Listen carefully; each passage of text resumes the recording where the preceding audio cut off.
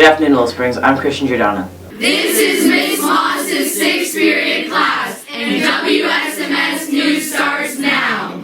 Juul is under fire yet again after 1 million menthol pods are allegedly found contaminated. An old app from 2009 is making a comeback onto the trending charts of the App Store. Winter sports are in full gear with games already in the books next week. And North Texas is still cleaning up from the devastating tornado that went through a few weeks ago. And bitter cold grips much of the nation. What will it be like here this weekend? All this and more coming up on WSMS News.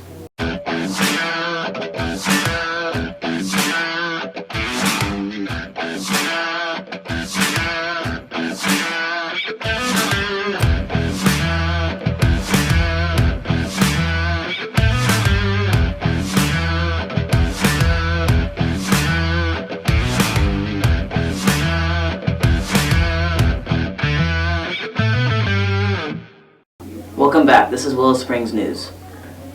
North Texas is still recovering from the 10 tornadoes that hit North Texas 2 weeks ago, and temperatures have plummeted across the nation. Here's Becca Hull with this week's forecast. Thanks, guys. As you can see, today's not the best day to stand outside and try to get a tan. Today, the forecast shows a high of 60 and a low of 40 due to the cold front on Wednesday. Parts of Texas already got snow this week. West Texas was one of those places. Hopefully we're next, but I doubt that's going to happen.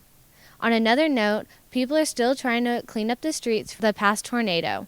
Let's take a look at what our community is doing to help rebuild itself.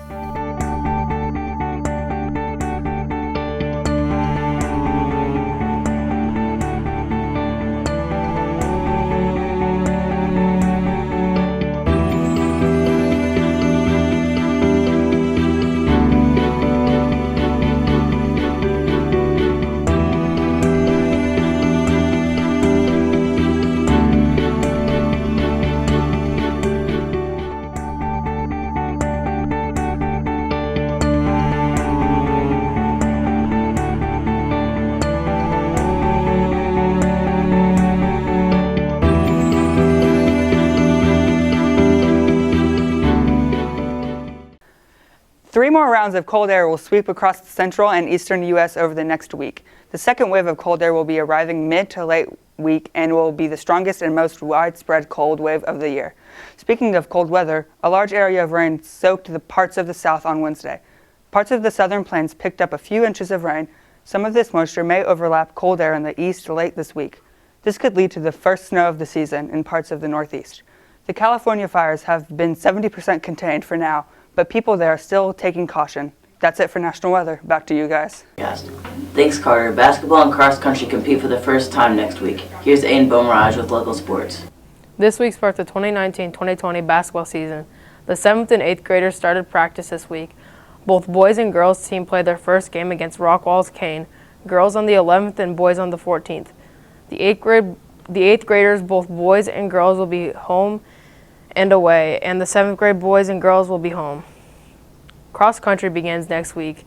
They will have their first meet of the 2019-2020 season this upcoming Tuesday. Football is now over for this Willow Springs season, but not for the high school. Our varsity team plays Frisco this week, but for their last game of the season, they are away.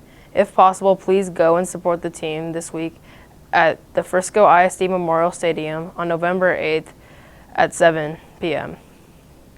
2 weeks ago, our 8th grade A-team volleyball team had a tournament. They won second in district and finished their regular season undefeated. With more information, here is Emma Hansen with more. Emma? 2 weeks ago, our 8th grade A-team volleyball players competed in their district tournament. Playing Kane for our last game was very, very challenging. And I do think that towards the end we did give up a little bit, but throughout most of the game, I think that we fought really hard. Even though the team did not come out on top, Emma Hansen says they still played a really good game. So during the tournament, I think A-team did really well, even though we didn't come out with the win for the whole tournament. Some say it didn't help that the referees' calls were unfair. The refs, when we were playing, did not make the right calls at all. And it was completely one-sided. It was almost like they were being bribed. And then they ended up telling our line judges to do it right, quote unquote, which doesn't make any sense because they're just doing their... We didn't ever have that same ref again, which didn't cause too many problems, but it definitely did affect some of the gameplay during that one game. A-Team spent all season working hard and practicing for this tournament.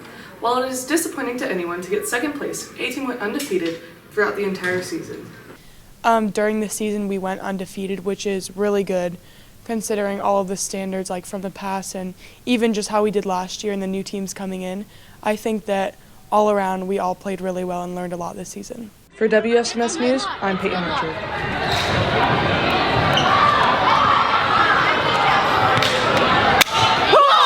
Our 7th grade football teams, both red and black, both were district champions this 2019 season. Next week, we'll talk to some of the players and coaches. Thanks, Brennan. Jewel is in trouble after being accused of sending contaminated products to market. Here's Matthew Urquhart with Headline News. Welcome back to Headline News. I'm Matthew Urquhart. The California wildfires that have scorched thousands of acres across the state of California are now mostly contained. Experts warn that hot and dry conditions will tend to elevate the risks of fires in the coming days. The biggest of these fires, the Kincaid Fire, has burned over 77,000 acres of land and is only 78% contained. An e-cigarette company, Juul, is facing yet another lawsuit, this time from a former executive that alleges the company shipped out at least 1 million contaminated Juul pods. Special correspondent Catherine Smith reports. Thanks, Matt. A former Juul executive is suing the e-cigarette company, accusing it of sending 1 million contaminated mint-flavored pods to market. Siddharth Breha said he was fired after presenting his findings to senior management. A company spokesperson says his allegations are baseless. Juul is still under investigation for unfounded claims that their product was safer than traditional cigarettes.